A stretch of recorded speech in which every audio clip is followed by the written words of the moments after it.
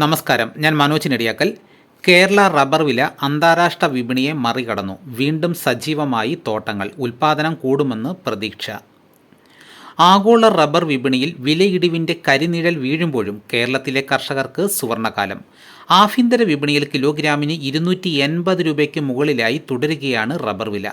മികച്ച വിലയും അനുകൂല കാലാവസ്ഥയും സർക്കാരിൻ്റെ ഉൽപ്പാദന പ്രോത്സാഹന പദ്ധതികളും ഒത്തുചേർന്നതോടെ വർഷങ്ങളായി കാട് മൂടിക്കിടന്നതും അവഗണിക്കപ്പെട്ടിരുന്നതുമായ നിരവധി റബ്ബർ തോട്ടങ്ങളിൽ വീണ്ടും ടാപ്പിംഗ് തുടങ്ങി.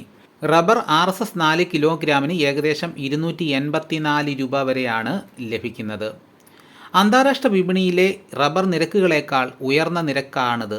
ഒരാഴ്ച മുമ്പ് വരെയും അന്താരാഷ്ട്ര വിലയായിരുന്നു മുകളിൽ. നിലവിൽ ബാങ്കോക്ക് വില കിലോഗ്രാമിന് 270 രൂപയിലാണ്. സാധാരണയായി ആഗോള വിപണിയിലെ വിലക്കയറ്റ ഇറക്കങ്ങളാണ് ഇന്ത്യൻ റബ്ബർ വിലയെ നിയന്ത്രിക്കാറുള്ളത്. എന്നാൽ ഇന്ത്യയിലെ ശക്തമായ ആഭ്യന്തര ഡിമാൻഡും ടയർ വ്യവസായ മേഖലയുടെ കുതിപ്പുമാണ് വിപണിക്ക് കരുത്താകുന്നത്. അന്താരാഷ്ട്ര വിപണിയിൽ സമ്മർദ്ദം. പ്രധാന റബ്ബർ ഉൽപ്പാദക രാജ്യങ്ങളായ തായ്ലൻഡ്, ഇന്തോനേഷ്യ, വിയറ്റ്നാം തുടങ്ങിയ രാജ്യങ്ങളിൽ ഉൽപ്പാദനം വർദ്ധിച്ചതും ആഗോള വിപണിയിൽ ലഭ്യത കൂടിയിട്ടുണ്ട്. അതേസമയം ലോകത്തെ ഏറ്റവും വലിയ റബ്ബർ ഉപഭോക്താക്കളിലൊന്നായ ചൈനയിലെ വാഹന ടയർ വ്യവസായ മേഖലയിലെ ആവശ്യകത പ്രതീക്ഷിച്ചതുപോലെ ശക്തമല്ലാത്തതും അന്താരാഷ്ട്ര വിലയെ സമ്മർദ്ദത്തിലാക്കുകയാണ്. ഇന്ത്യയിൽ വില ഉയർത്തുന്നത് എന്ത്?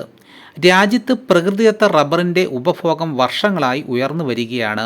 പ്രത്യേകിച്ച് ടയർ നിർമ്മാണ കമ്പനികൾ, വാഹന വ്യവസായം, വ്യാവസായിക റബ്ബർ ഉൽപ്പന്ന നിർമ്മാതാക്കൾ എന്നിവരുടെ സ്ഥിരതയുള്ള വാങ്ങലാണ് വിപണിക്ക് കരുത്താകുന്നത്. അതേസമയം ആഭ്യന്തര ഉൽപ്പാദനം ആവശ്യത്തിന് ഉയരാത്ത സാഹചര്യത്തിൽ ഇറക്കുമതിയെ ആശ്രയിക്കേണ്ടി വരുന്നുണ്ട്.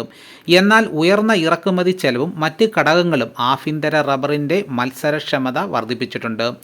ഇതാണ് കേരളത്തിലെ വിപണിയിൽ മികച്ച വില തുടരാൻ സഹായിക്കുന്ന പ്രധാന കാരണങ്ങളിലൊന്ന്.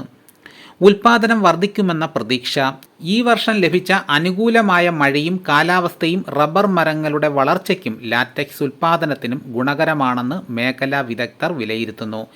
റബ്ബർ ബോർഡിൻ്റെ റെയിൻ ഗാർഡിങ്, ശാസ്ത്രീയ ടാപ്പിംഗ്, മെച്ചപ്പെട്ട തോട്ട പരിപാലനം എന്നിവ കൂടുതൽ കർഷകർ സ്വീകരിച്ചതും ഉൽപ്പാദനം വർദ്ധിപ്പിക്കാൻ സഹായിക്കുമെന്നാണ് പ്രതീക്ഷ.